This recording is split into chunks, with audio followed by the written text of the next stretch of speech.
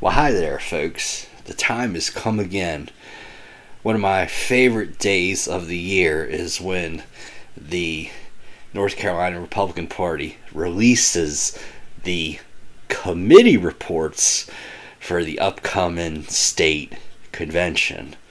But before I do that, I have to give a special congratulations to John Means, of my favorite sports team of all time, the Baltimore Orioles, who threw a no-hitter today. The first no-hitter since the summer of 1991. Yeah, it's been 30 years. Wow. And just to let you know, John Means, drafted by the Atlanta Braves in the 46th round of the 2011 draft. And then he decided to actually go to community college, Fort Scott Community College in Kansas, and then was drafted in the 11th round by the Baltimore Orioles in the 2014 MLB draft. So very, very big story there. And just last year was a stressful year for everybody, especially John Means, because his father passed away, and but this year he's been superb. But that's enough about sports. We're here to talk about politics. So happy Cinco de Mayo. Grab some peach and pineapple chipotle salsa. Pause the video, get yourself some chips and sauce, and then join me for a look at these committee reports. Okay, so if you want to follow along with me, go to convention.nc.gop. Yes, type that in your web browser and you'll get this lovely website here. I'm going to start with actually I'm going to start with a couple of news nuggets. One is that we now have 3 people in the vice chair race. Last week, Sherry Lynn Womack, the wife of the great Jim Womack of Lee County, announced her candidacy for the vice chair position. So we have 3 candidates. We have Womack, we have Susan Mills, thank you, and we have Joshua Flores. What's neat is all 3 of them are kind of from the same part of the state. They're all kind of from the Sandhills region. Sherry Lynn Womack is from Lee County. Mr. Flores is from Richmond County. And Mrs. Mills is from Cumberland County, the Fayetteville area. It's kind of funny. I had an 11th grade English teacher named Mrs. Mills, and she was one of my better teachers, too. No, it's not an endorsement, by the way, for Susan Mills. Just a little hat tip there. Okay, and the second thing, I'm actually going to click on the agenda tab here. And as of right now, as I'm filming this at 8:15 on Wednesday, May 5th, right now, usually in years past, they have had an opportunity to, this year as well as last year, they're doing no on-site registration, but at least you would think they would give people an opportunity to, who have registered, to confirm their registration and give out goodie bags. I don't know if they're doing that this year. Usually they've started that on Thursday in years past, but this year right now they just have a welcome reception at 7 p.m. on that Thursday, June 3rd. You got your breakout sessions at 9 a.m. and then your afternoon business session starts at 2 p.m., which is a little bit later than it has been in years past. Years past has been about 1 to 1:30. But then we have a couple, in years past they've started dinner at 7 p.m. But remember, that 7 p.m. dinner time has always been tentative. It usually does not start at 7. Sometimes 7:30, sometimes 8 o'clock. I think 2 years ago they didn't start dinner till like 9 o'clock because I had 2 very contested officer elections in 2019. But at 5 o'clock on Friday afternoon, they have a VIP reception, and then dinner's at 6 o'clock, and then we have a chairman's reception at 8 o'clock. So it's like,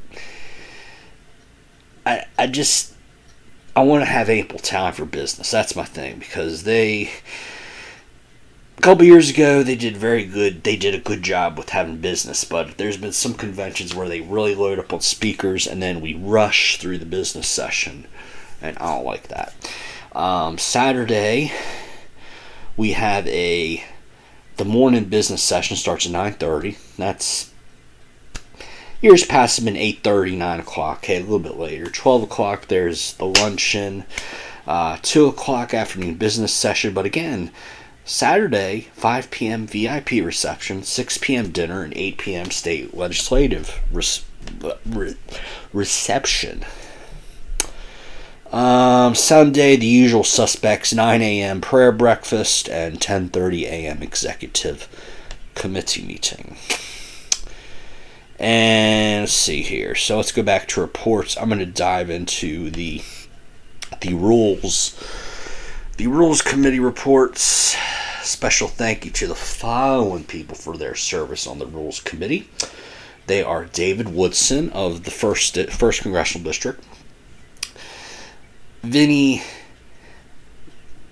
Di Benedito of 2nd District, Jordan Hennessy, 3rd District, Floyd Adsit of 4th District, Justin Brackett of the 5th District, Scott Harkey of the 6th District, that's my district, by the way, Vince Muselli of the 7th District, Mark Mahaffey of the 8th District, Senator Danny Britt of the 9th District, Joseph Lemons of the 10th District, Michael Lyons of the 11th District, Chris Turner of the 12th District, Vincent Spellman of the 13th District. And what I mean by districts is these are the congressional districts that these people represent around the state.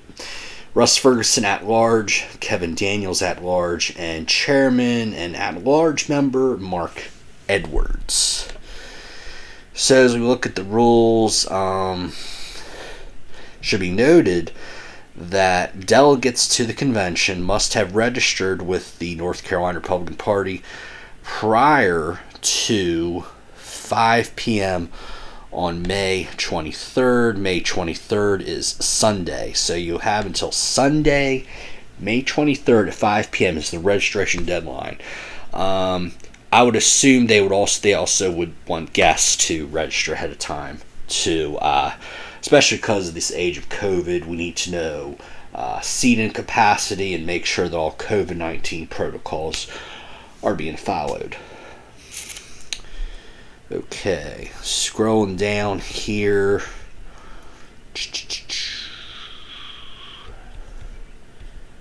Okay.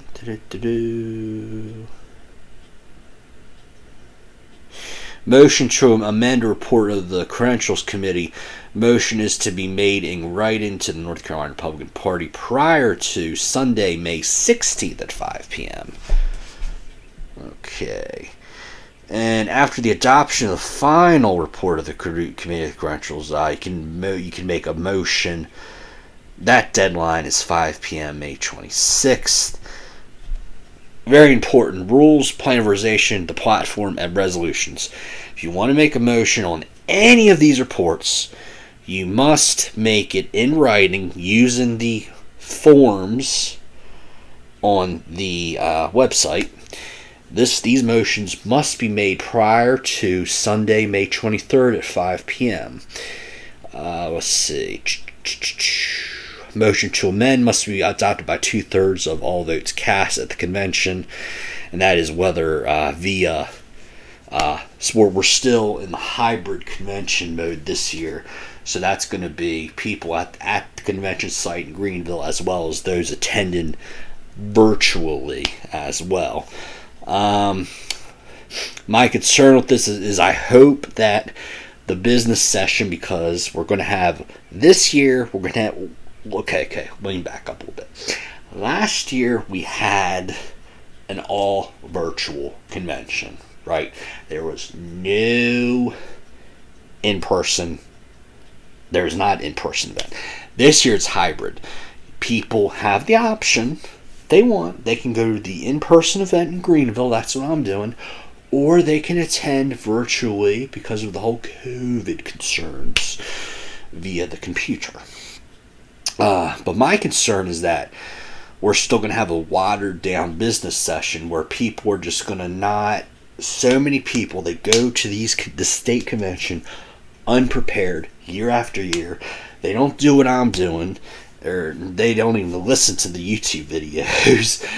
And they just go and they never read these reports. And then guess what? We don't. Last year we didn't really have. We had a terrible business session, and I hope this year looks like, unfortunately, that may be the case again. But hopefully, we'll still, there'll still be some people who want to do business. But again, if you want to make a motion to amend, you have to make it by 5 p.m. on May 23rd. And again, I will tell you, though, good news. Next year, though, we should be back to the all in-person format. That's a little foreshadowing for a little bit later. So I have some news I'm going to share with you in a little bit. Okay, let's see.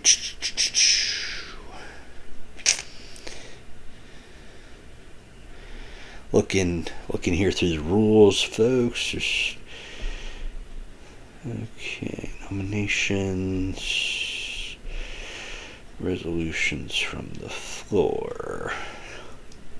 Okay, resolutions from the floor. No proposed resolution from a convention delegate shall be in order unless it's first submitted in writing to the North Carolina Republican Party prior to 5 p.m. on May 23rd. The resolution shall include the author of the resolution, and if applicable, the name of any organization sponsoring the resolution. The proposed resolution can only be considered by the body upon a 2/3 vote of the convention. Adoption and suspension of rules. These rules shall be adopted upon a 2/3 vote of the delegates and alternate delegates sitting as delegates at the convention, and may be suspended during the convention by a 2/3 vote, except that the rules contained herein, which are drawn from, except that the rules contained herein, the convention rules are drawn, if convention rules are drawn from or implemented from the state plan of organization, then those rules may not be suspended. So this opportunity right here to maybe we'll have an opportunity to suspend the rules and people will be able to make a motion on the convention floor for these reports, which hopefully that'll happen. Okay.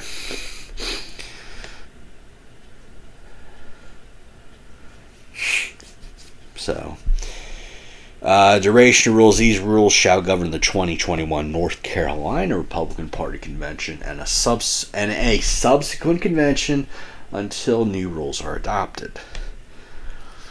Okay. So next on the, let's go to planarization. This one, and I don't think they have the list of people on the planarization, but I will tell you, if you were on this committee, I would just say go ahead and give yourself a round of applause, pat on the back, whatever you want to do to celebrate, because there's a lot of good stuff in there. I mean, I got 22 pages on here of stuff. And most of it is very good quality, and it really helps create more openness and transparency within the party. Okay, so let's see. The first change is, let's see. In the event that the chairman, or I'm reading under G, party officers as candidates. In the event that the chairman or vice chairman of the state party, or the chairman or vice chairman of any congressional district legislative district, judicial district, or county party, or any member of the state central committee, excluding the Republican Joint Caucus leader of the General Assembly, the Republican leader of the North Carolina House of Representatives, and or the Republican leader of the North Carolina Senate, shall take any if they take any action that legally makes the person a candidate for public office, that person shall be deemed to have resigned his office or her position within the party immediately. That's a change from effective 7 days after the close of filing.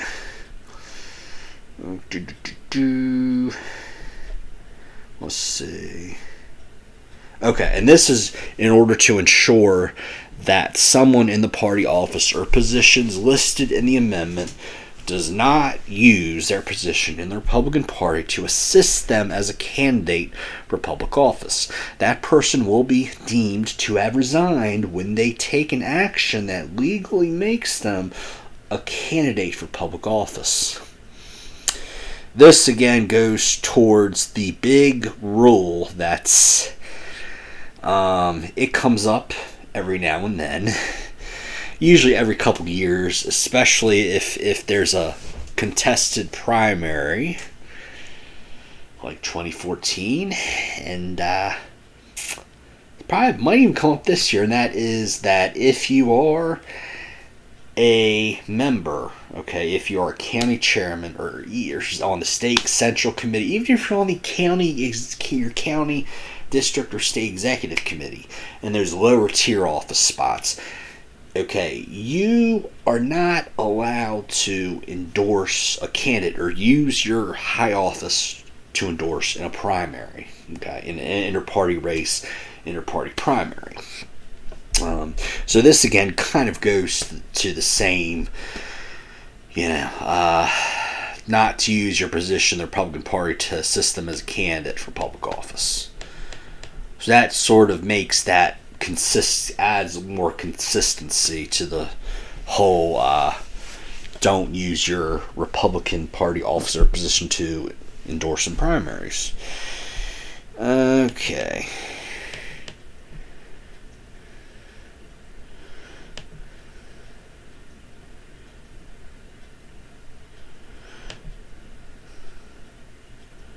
Let's see. Sorry.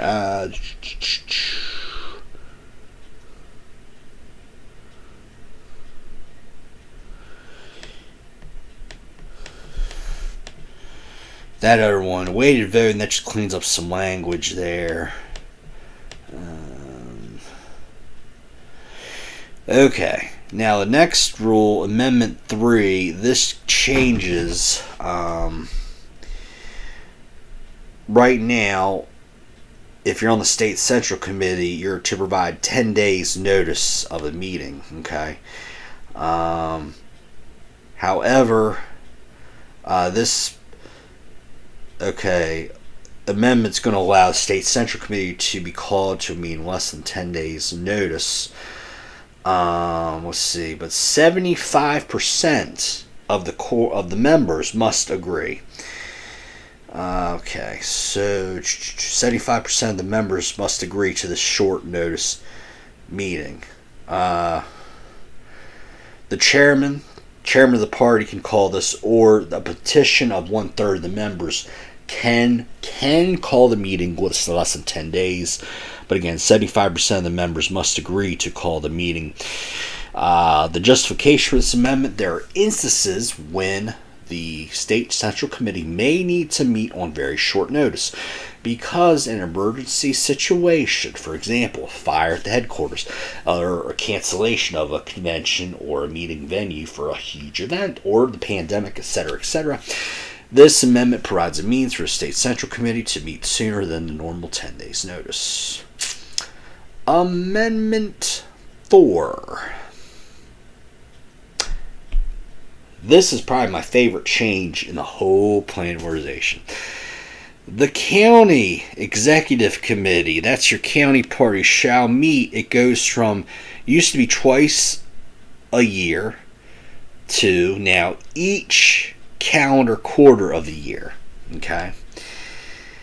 because there's been some counties out there that have kind of, well, let's just say instead of meetings, they have these little social events, and they try to pass them on as meetings, but really not a whole lot gets done, and then before you know it, their county goes blue.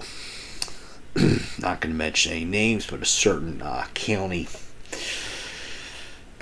down on the coast, we should say. Okay, now my favorite change is that state executive committee.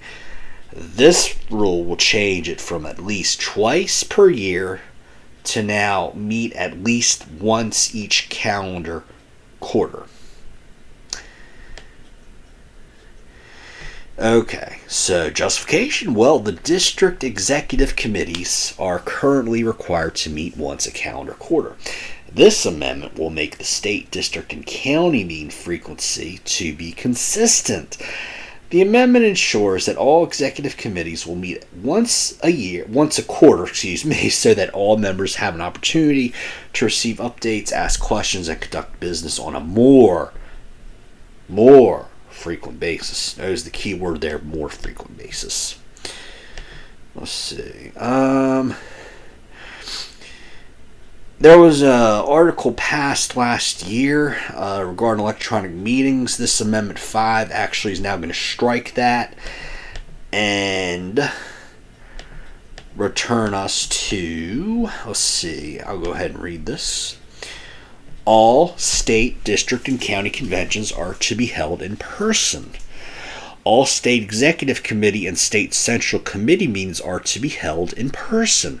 All required quarterly district executive committee meetings and county executive committees are to be held in person. Meetings may be broadcast, but for a member to participate in the convention or meeting, the member must be physically present. If the state central committee determines with a 2/3 majority that a situation prevents conducting a convention or meeting in person, the state central committee may authorize the process, means, and locations for conducting the convention or meeting.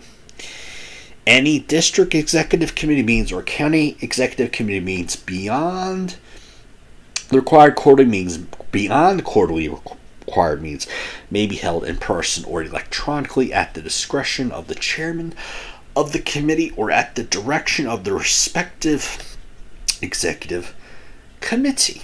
Each state, district, and county executive or central committee may authorize any standing or special committee formed under its jurisdiction to be conducted as electronic meetings. Any meeting held electronically must allow each member to fully participate in its proceedings. That is, the right to attend meetings, to make motions, and to speak and debate and to vote. No member can be individually deprived of these basic rights of membership or of any basic right concomitant to them. Ooh, that's a new word. Such as the right to make nominations or to give previous notice of a motion.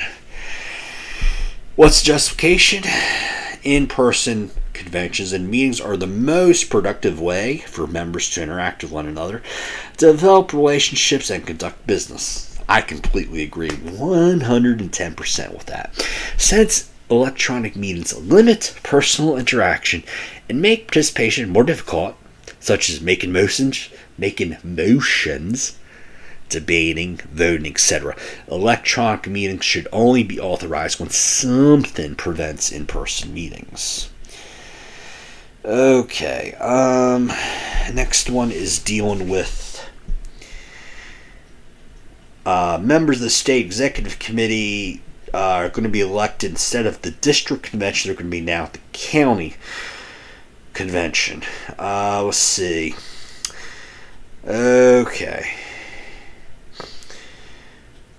Now, some districts require the counties to elect the nominees. Other districts hold a caucus at the district convention to make nominees.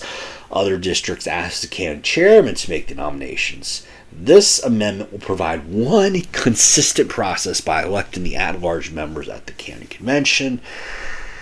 Note, this amendment is necessary in order for the congressional district to reform after the 10-year constitutional reapportionment or with court imposed unconstitutional redistricting, says see Amendment 7. Okay, redistricting. Let's see. This one is new. Says the county executive committee shall fill any at-large member vacancies that may have occurred as a result of redistricting or reapportionment. Okay. Also deals with if you have a county that's split on that. And change of residency used to be 30 days. Wait a minute, no. If a person, let's say Sally Smith was on the executive committee in Mountain District, 11th District. She moved out to the coast, North Carolina coast. Normally,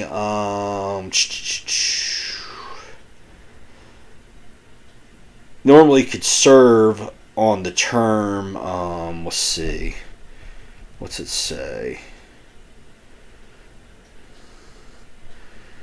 Change around, I'm trying to, no, okay, since the next regular scheduled district convention will be weeks or months away. Okay.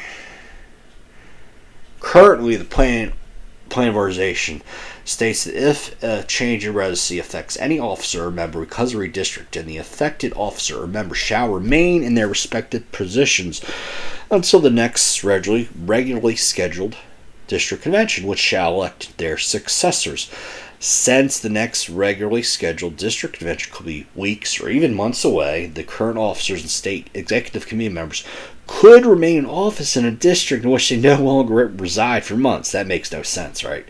So this new process allows districts to reorganize quickly following redistricting. Let's see. Let's see. Okay. District 8 standing committees. This changes from the committees will be appointed no later than September 1st, preceding the convention. It changes that to now following the odd number year state convention elections. The committees are going to remain in effect for 2 years.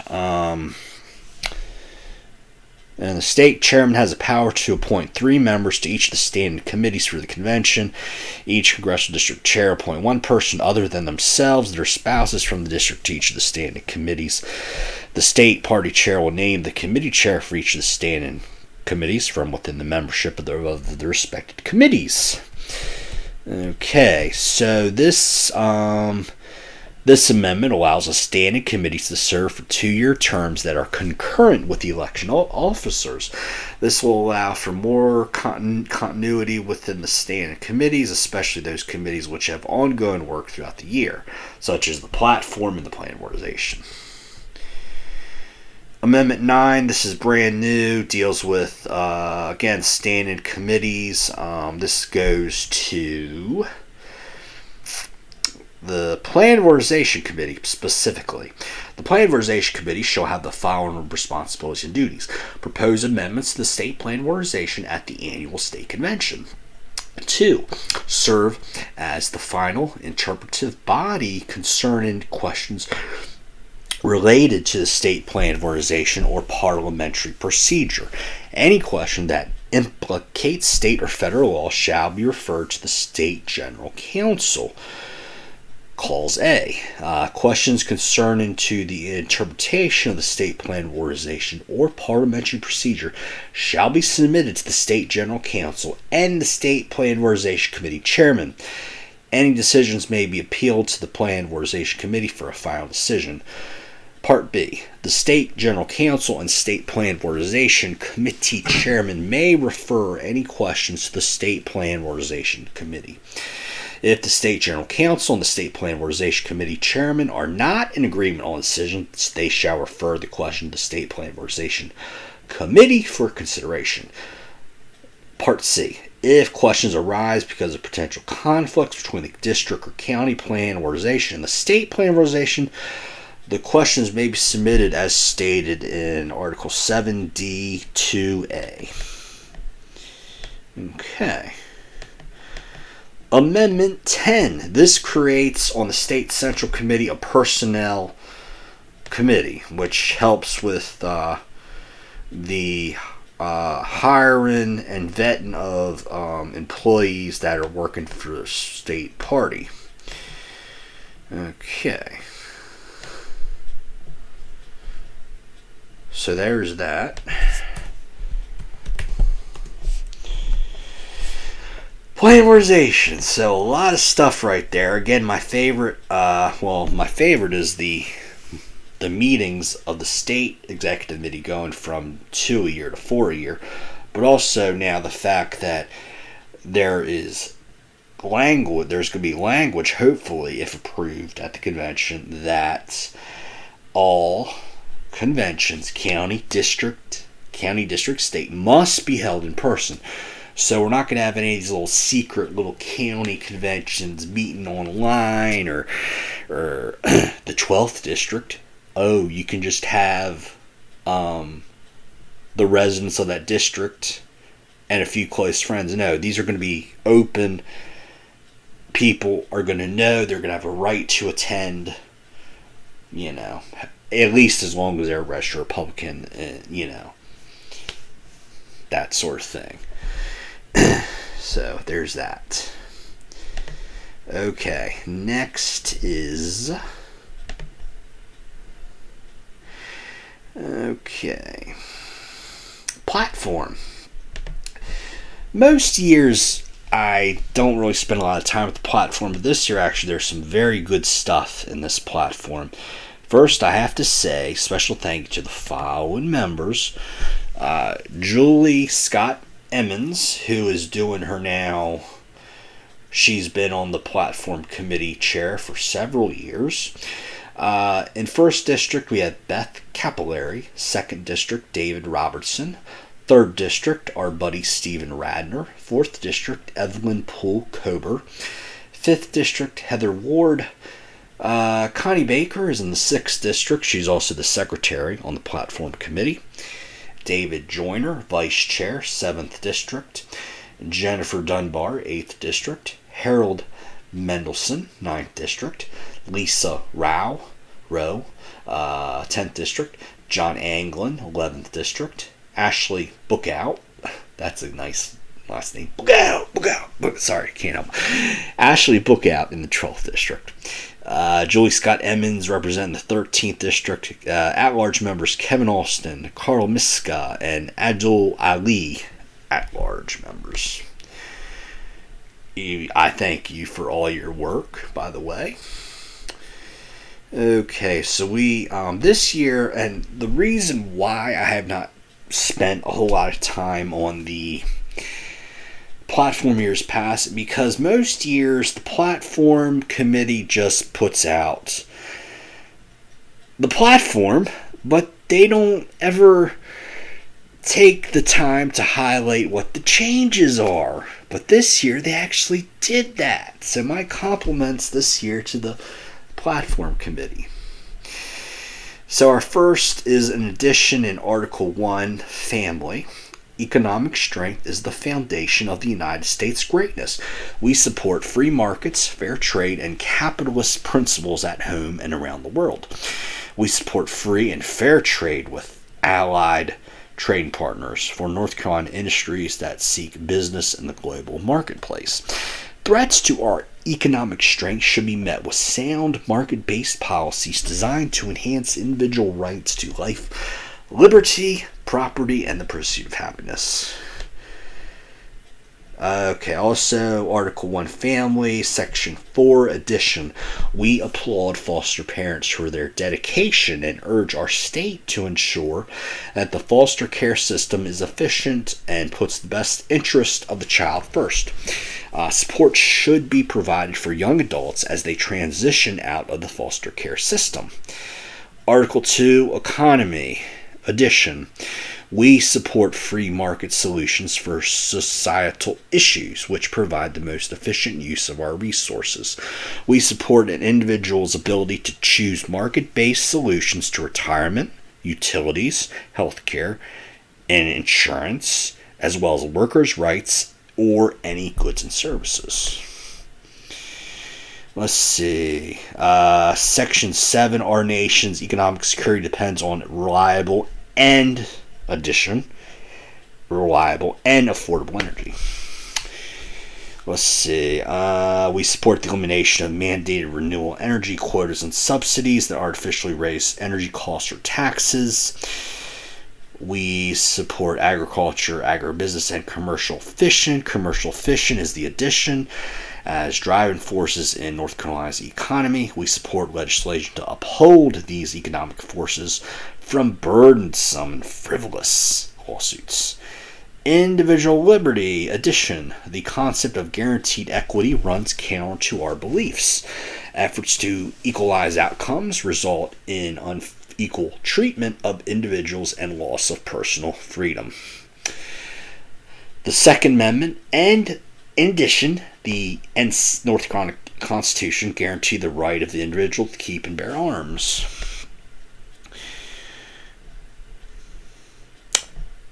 Article 5, State Government Addition. We affirm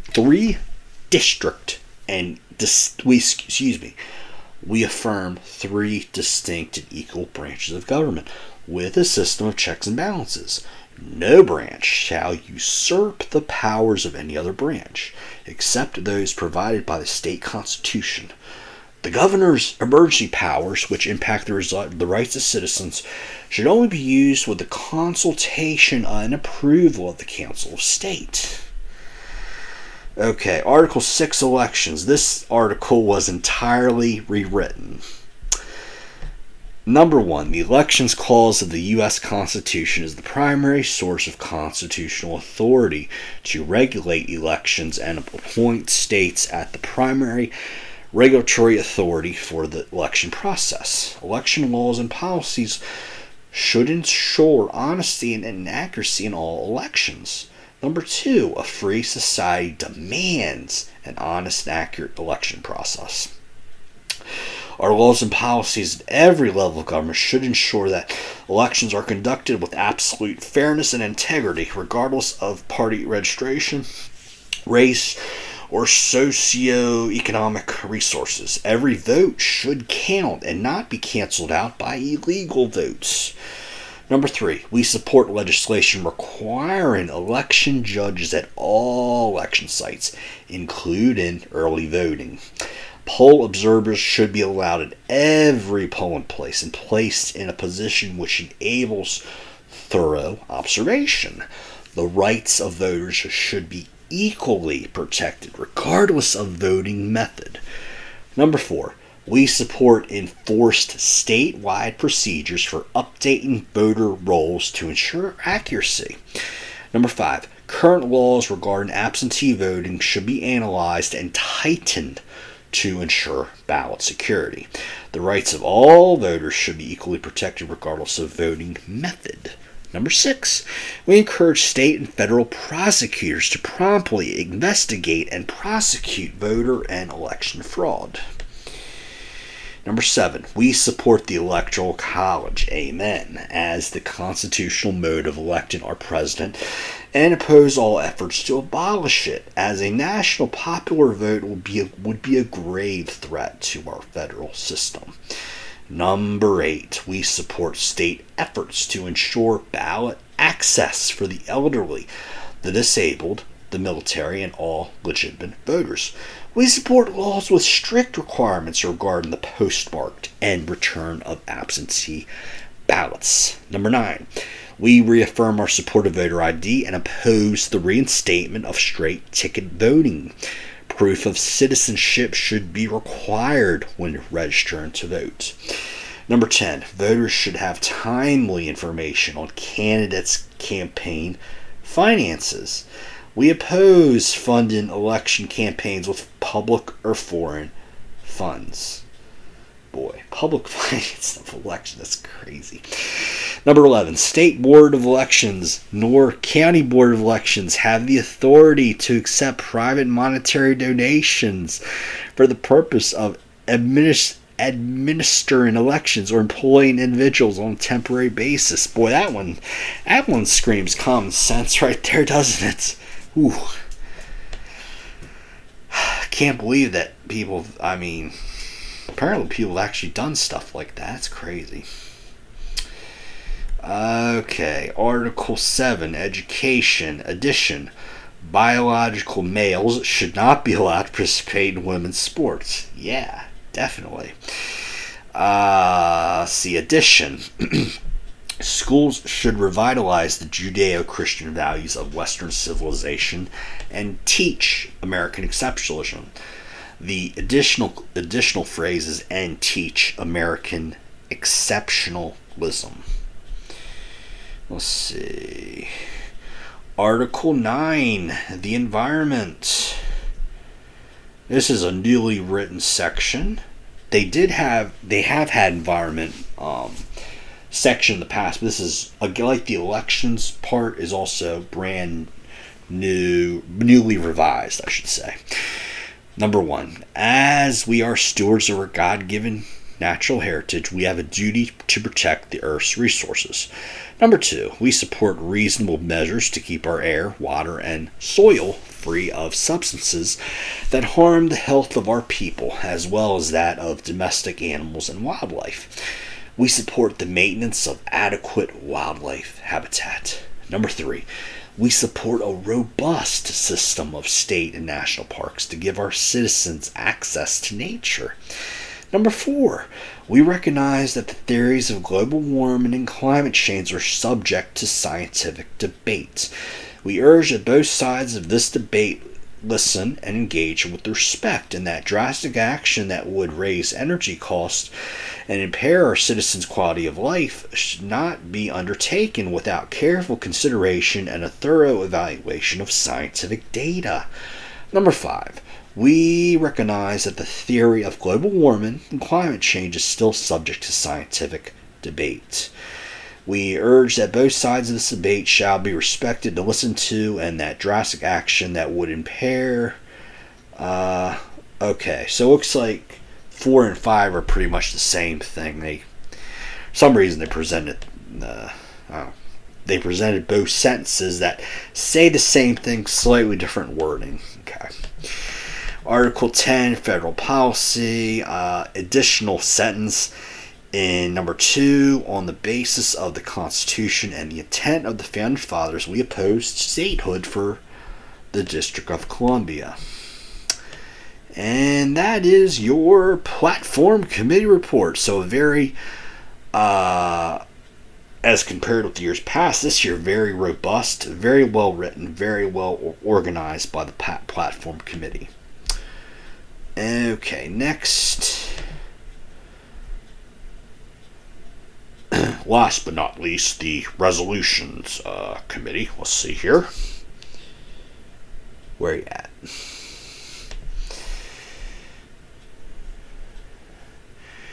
Resolution number 1. Pretty self-explanatory. It's a resolution supporting the Keep 9 Amendment to the United States Constitution. In other words, keep the Supreme Court at 9 justices. Do not pack the court and increase the number of Supreme Court justices. That one, again, you can go to the resolutions tab on the state convention website and read the whole thing for yourself if you like. Number 2, I actually already read this on the District 6 convention video. That is a resolution thanking President Donald J. Trump and his very nice and very long, thankfully, list of great accomplishments. Okay, now I got the last 3 here I'm going to read word for word. Number 3, Freedom and Health Resolution.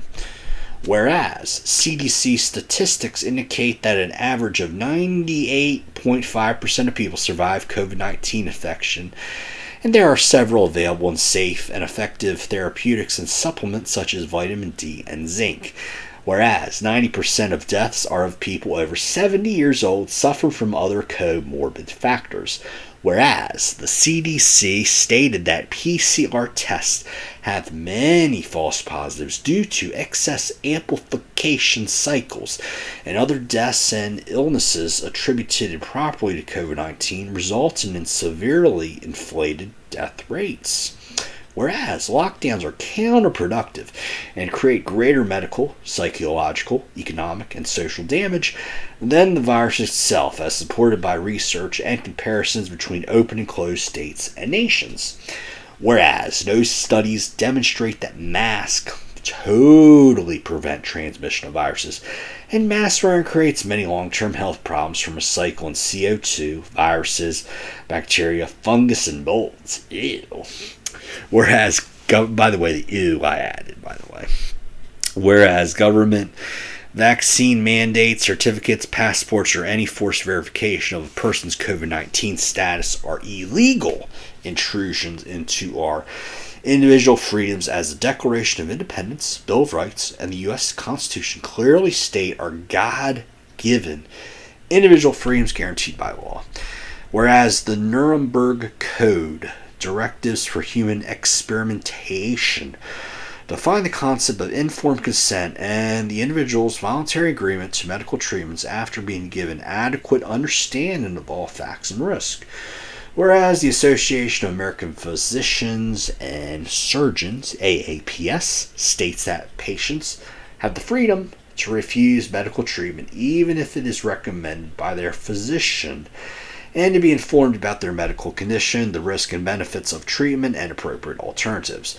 Whereas the NC Constitution, Article 1, Sections 1, 2, 3, article outline the equality, sovereignty, and sole right of the people to govern themselves, and endowed life, liberty, the fruits of their labor, safety, and happiness. Whereas the NC Constitution, Article 5, Section 5, states that no law or ordinance of the state in contravention or subversion of the Constitution can have any binding force, whereas the governor of North Carolina has consistently overreached his authority in regards to shuttering business, masking requirements, and distribution of vaccines. Therefore, be it resolved, the NCGOP hereby calls for legislation to protect NC citizens by strictly limiting overreach of a governor that includes concurrence from Council of State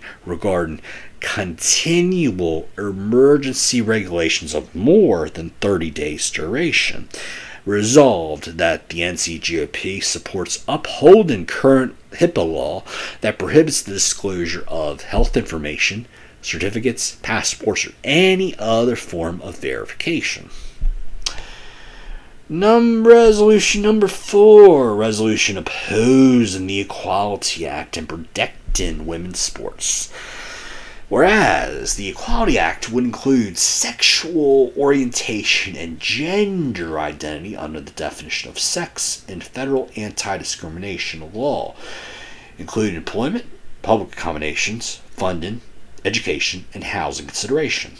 Whereas the Equality Act essentially undermines protections and opportunities for women by claiming biological sex doesn't exist at all, and would threaten the existence of a host of protections and programs designed specifically for women, including public school, girls' locker rooms, women's prisons, and scholarships designated for female athletes.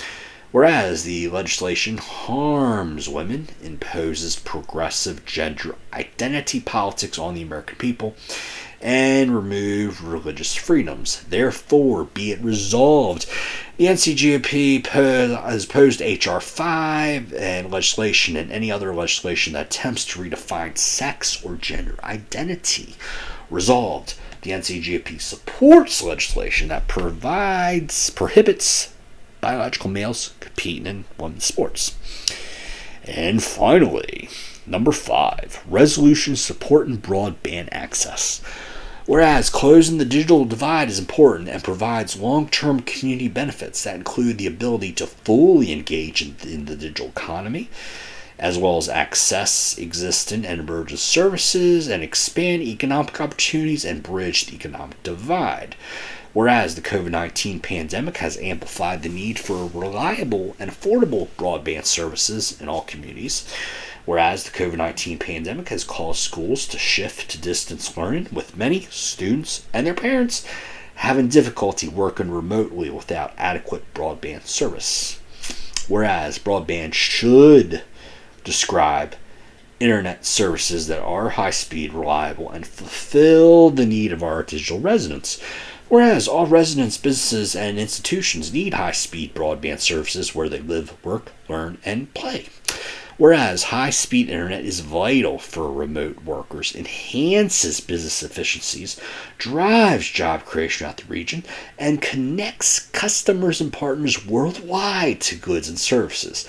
Whereas high-speed broadband benefits the development of industry, new businesses, and economic opportunities. Whereas high-speed broadband greatly expands the ability of residents to access medical, behavioral, oral health services, and the capacity of public health officials to monitor and respond to health threats such as COVID-19 and other diseases. Whereas efficient emergency services require using high-speed broadband to integrate data in real time from all available sources so decision makers have access to the information necessary for the protection of lives and property. Therefore, be it resolved that the NCGOP endorses action by the North Carolina legislature to support legislation and funding to implement comprehensive high-speed broadband availability and connectivity in every location within North Carolina. All right, well, that is your look at the committee reports for this upcoming 2021 convention. I hope to see you in Greenville starting 4 weeks from tomorrow. 28 days now till the convention.